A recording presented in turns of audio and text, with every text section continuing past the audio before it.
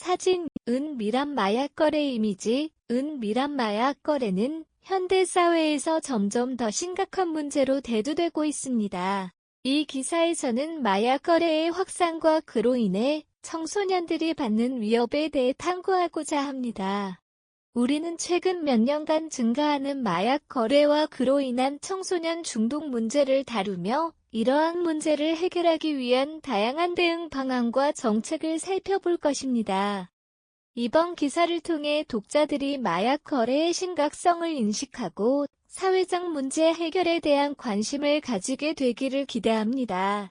마약 거래의 확산. 최근 몇 년간 마약 거래는 전 세계적으로 급격히 증가하고 있습니다. 통계에 따르면 마약 사용자는 매년 수백만 명씩 늘어나고 있으며 이는 마약 유통 네트워크의 확장과 밀접한 관련이 있습니다. 특히 인터넷과 다크웹의 발달로 인해 마약 거래는 더욱 은밀하고 복잡해졌습니다.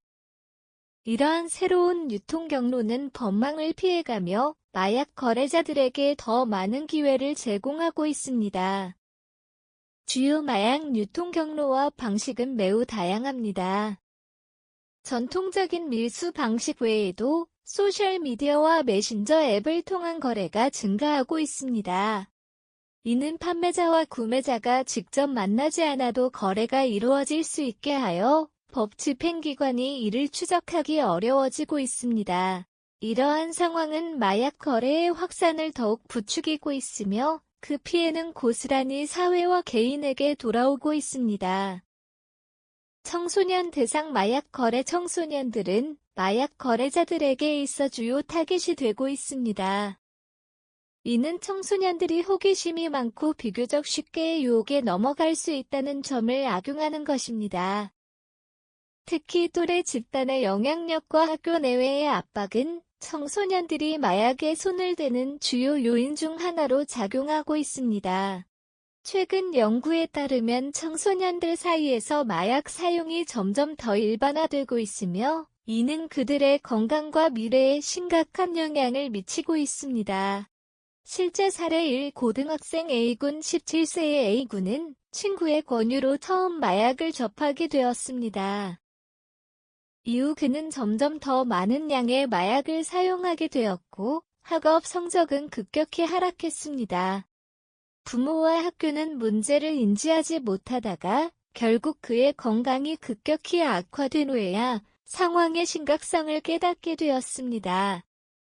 현재 A군은 재활치료를 받고 있으며 다시 정상적인 생활을 찾기 위해 노력하고 있습니다. 실제 사례의 중학생 B양. 15세의 B양은 소셜미디어를 통해 마약 거래자와 접촉하게 되었습니다.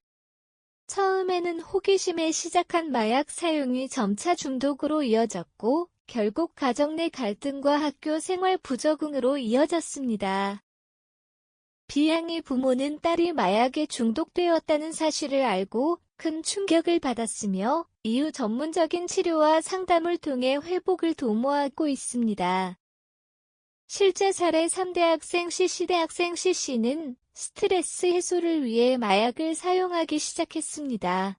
친구들과 함께 파티에서 처음 마약을 접한 후 그는 점점 더 많은 양을 사용하게 되었습니다. 결국 학업에 지장을 초래하고 대인관계에도 문제가 생겼습니다. CC는 학교 상담센터의 도움을 받아 치료를 시작하였고 현재는 마약 중독에서 벗어나기 위해 노력하고 있습니다. 이러한 사례들은 청소년 마약 거래의 위험성을 잘 보여주며 문제의 심각성을 경고합니다.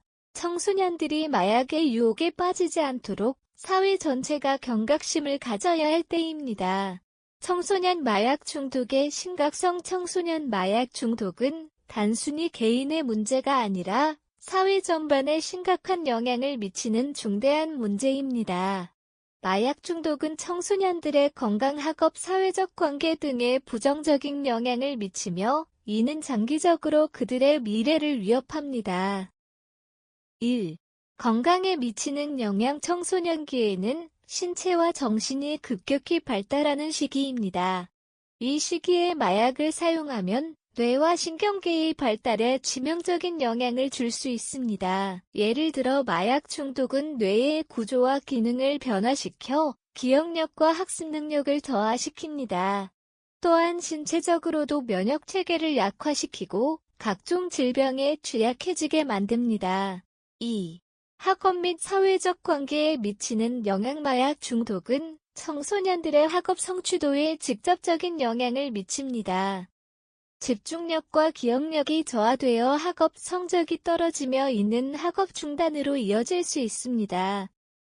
또한 마약을 구하기 위해 범죄에 연루되거나 친구 및 가족과의 관계가 악화되는 경우가 많습니다.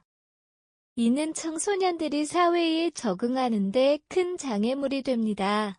사진, 마약 치료 상담 이미지, 예방과 치료의 중요성. 청소년 마약 중독 문제를 해결하기 위해서는 예방과 치료가 매우 중요합니다. 예방 차원에서는 교육기관과 가정에서 마약의 위험성을 제대로 교육하는 것이 필요합니다. 또한 마약 중독에 빠진 청소년들을 위한 전문적인 치료와 재활 프로그램이 마련되어야 합니다. 이러한 프로그램은 청소년들이 다시 건강한 생활로 돌아갈 수 있도록 돕는 데 중요한 역할을 합니다.